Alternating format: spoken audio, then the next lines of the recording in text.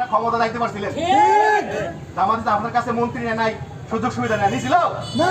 এখন আপনারা আমাদেরকে বলেন আমরা ক্ষমতার স্বাদ পাইছিলে, এখন আমাদের এই কথা বলেন সেই কথা বলেন, এগুলা মিথ্যা কথা।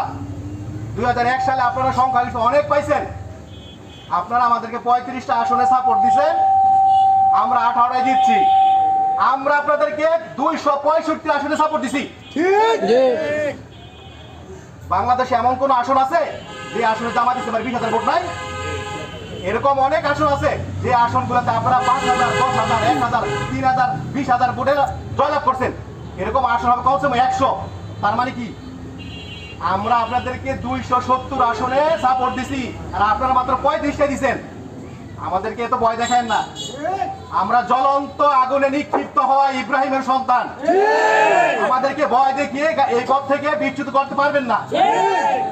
আপনাদেরকে আমরা বলবো, আমরা এই দ্বীনি আন্দোলনের কাজকে যথার্থভাবে হক আদায় করে করব। আল্লাহ রাব্বুল আলামিন আমরা যদি নিজেদেরকে মুমিন হিসেবে প্রতিষ্ঠিত করতে পারি, আল্লাহ আমাদের বলছেন ভয় নাই, ওয়ালা তাহিনু ওয়ালা তাহজানু ওয়া আনতুমুল আ'লাউনা ইন কুনতুম মুমিনিন।